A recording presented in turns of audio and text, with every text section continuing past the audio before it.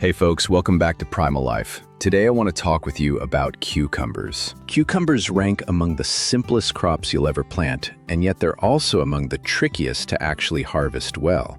Both things at once, believe it or not. Grow them the right way, and you'll be swimming in cucumbers. More than your family could ever eat, more than you could even give away to the neighbors. Grow them the wrong way, and all you'll end up with is a few bitter, twisted little duds and not much else. So today I'm going to walk you through exactly why your cucumber vines keep disappointing you. 5 sneaky mistakes that are quietly wrecking your harvest, and precisely how to correct each and every one. None of this is theory. I learned these lessons the hard way across the past decade, so you wouldn't have to. Follow along with what I share in this video, because your cucumber output is about to take off. Let's dive right in. Before we get going, quick favor. If you appreciate honest, practical gardening advice that genuinely works, go ahead and smash that subscribe button. Costs nothing, takes a second, and it's the single biggest way you can support this channel's growth. While you're there, leave me a comment answering one question. How did your cucumbers turn out last season? Overflowing or underwhelming? One word is enough. I read through every comment and it shapes exactly what I put together for you next. Mistake number 1, and I'm leading with this one deliberately because it's the biggest culprit and hardly anyone links it back to their cucumbers. Here it is. Your watering is inconsistent. A deep drenching one day, nothing for 4 days straight, a light sprinkle after that, then abandoned all weekend, and your cucumber plant absorbs every bit of that inconsistency. Here's why that matters so much. A cucumber is essentially water.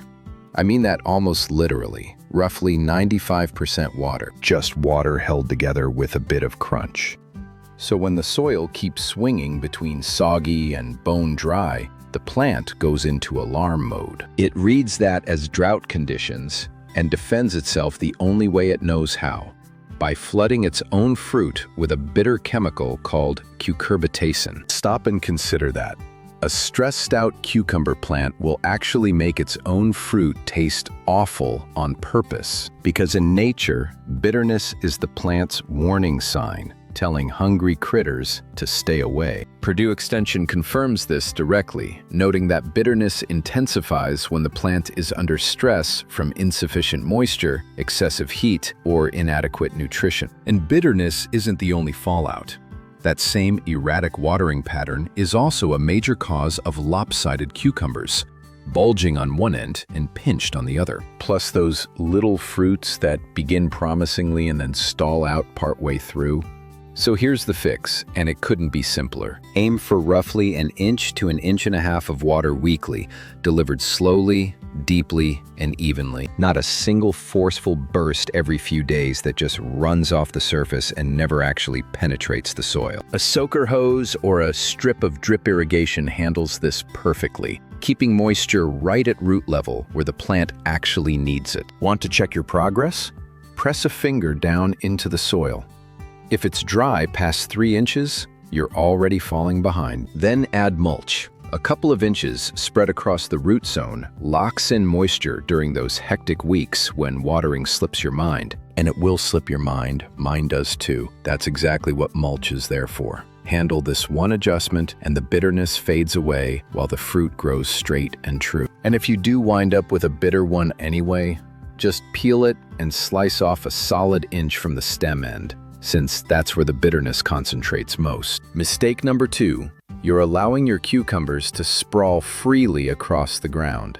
And look, I understand, that's their natural instinct. Turn away for a week and they've crept clear across the garden bed, choking your peppers along the way. But every cucumber trailing along the soil is quietly sabotaging your results. And there are 3 reasons why. First, near ground level, the leaves stay damp in their own shade and never truly dry out. And that warm, stagnant, humid microclimate is a paradise for powdery and downy mildew, essentially a breeding ground. Second, the fruit itself sits directly in wet soil, so it curls, softens, develops mushy spots, and rots before you ever get to pick it. Third, and this one catches everyone off guard, half your cucumbers end up buried beneath the tangled foliage where you simply can't spot them. A cucumber you never find grows oversized, yellow, and packed with tough seeds.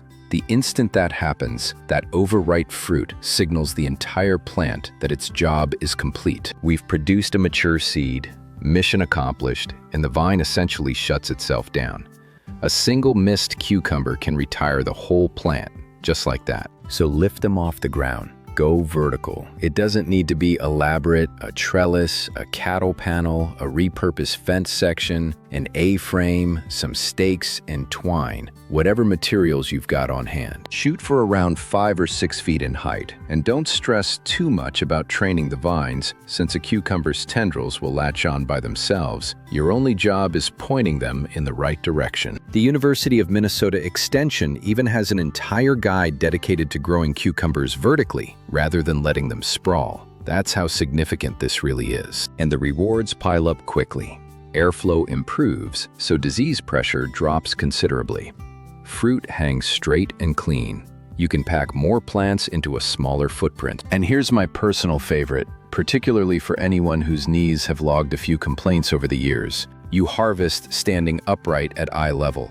Every single cucumber on that vine becomes visible, village, so you catch them while they're young, and you catch them often. A regularly harvested plant is a plant that keeps right on producing. Honestly, going vertical might be the single most impactful change on this whole list. Mistake number 3, and this one stings a little because it usually snags the gardeners who are working the hardest. Picture this scene: lush, sprawling green vines, dark leaves everywhere your eyes land, and hardly a cucumber in sight. So naturally, you assume the plant must be hungry. Look at all that vegetative growth. So you feed it even more. And without meaning to at all, what you just did was throw fuel directly onto the fire. Here's what's really happening. Most general-purpose fertilizers are packed with nitrogen. And nitrogen is the nutrient that fuels leaves and vines. It's the grow bigger, grow greener signal. So each time you hit a struggling cucumber plant with a heavy dose of nitrogen, you're essentially standing in your garden yelling, "More leaves, more leaves," then wondering why you've got no fruit to show for it. The plant isn't disobeying you. It's doing precisely what you instructed. You just gave it the wrong instruction. Flowers and fruit don't run on nitrogen at all. They depend on 2 entirely different nutrients, phosphorus and potassium. Those correspond to the 2nd and 3rd numbers printed on your fertilizer bag. That first number is nitrogen, your leaf builder. And plenty of skilled gardeners have never had those 3 numbers explained to them.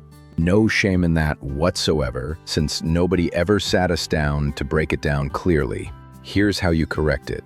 While the plant is still young and you want it building a solid, sturdy framework, a balanced feed works perfectly well. But the moment those flowers begin appearing, ease off the nitrogen and switch towards something richer in phosphorus and potassium. Something like a May 10th 10 blend, where those last 2 numbers outweigh the first. You're simply changing the message from grow bigger to produce cucumbers for me. Same plant, same garden bed, an entirely different harvest outcome. And if you'd rather skip fertilizer bags altogether, a generous shovelful of finished compost accomplishes a gentler version of the same thing. Slow and steady, without triggering all that runaway leaf growth.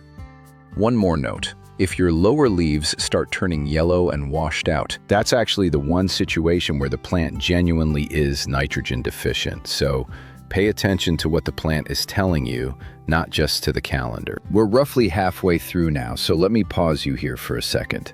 If even one of these first 3 points just made you think, "Oh, that's exactly what I've been doing wrong," go ahead and hit subscribe so you catch the next video, because I release new content every single week.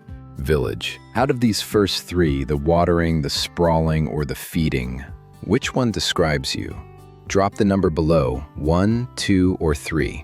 No judgment from me whatsoever, because I've been guilty of all 3 myself at some point. Mistake number 4, and this one's genuinely heartbreaking, because the plant appears flawlessly. It's covered in blossoms, bright yellow flowers wherever you look, and almost none of them ever mature into a cucumber. So what's actually going on here?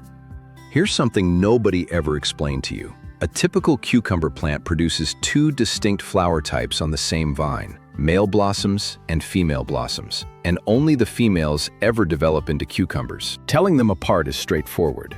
The female flower already has a tiny miniature cucumber sitting at its base before the bloom even opens.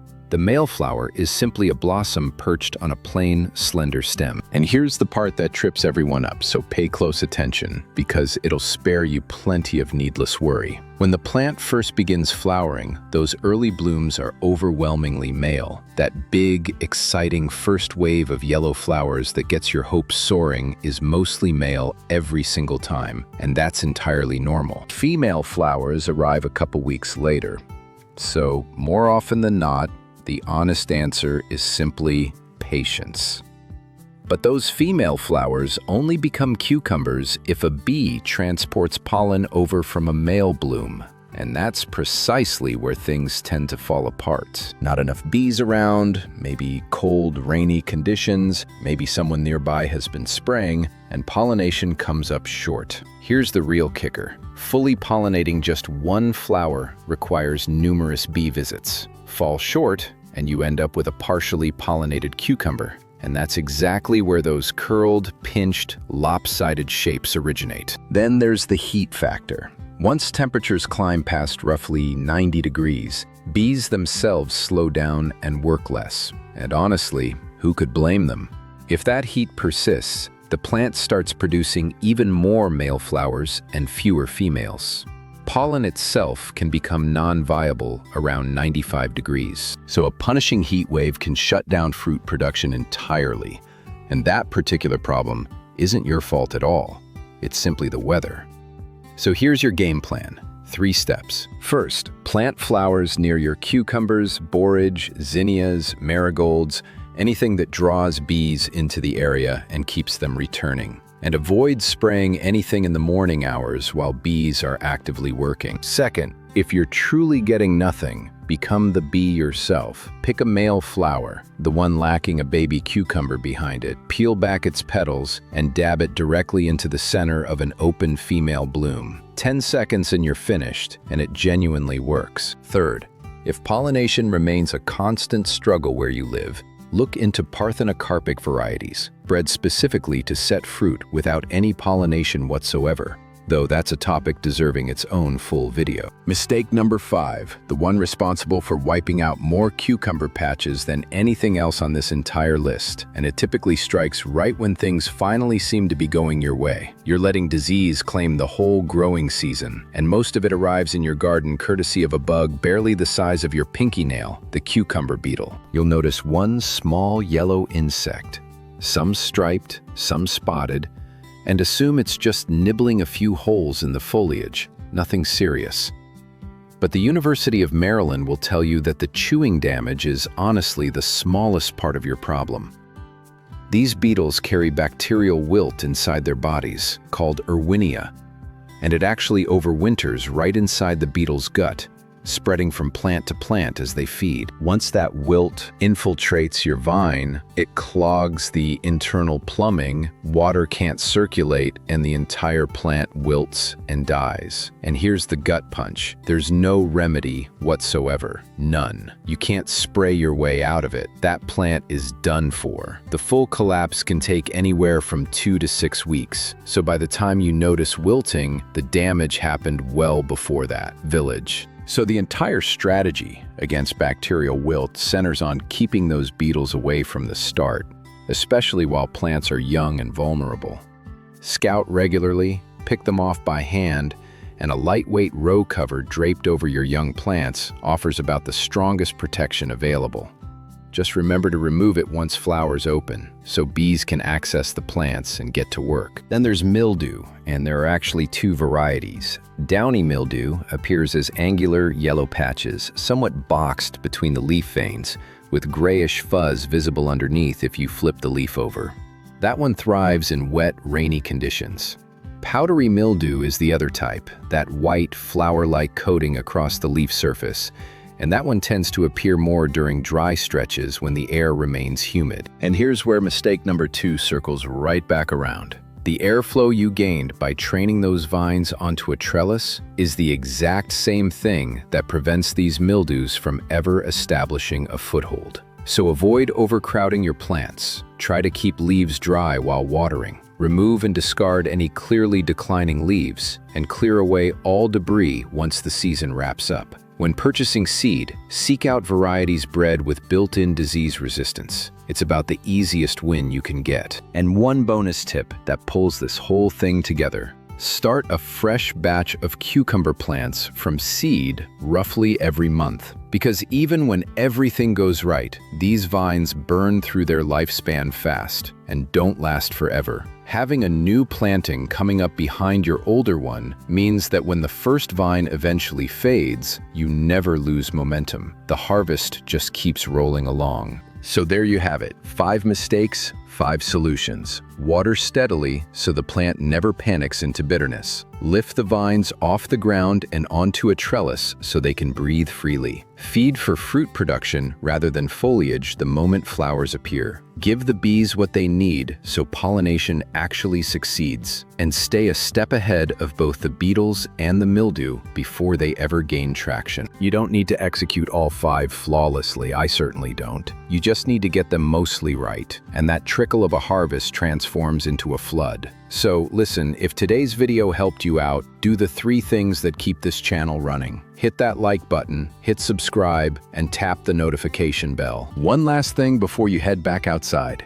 Tell me in the comments which of these 5 you're tackling first. And while you're at it, which variety are you growing this year? I read through every comment, and I'll do my best to respond. Take care of yourselves, take good care of your gardens, and I'll catch you in the next one.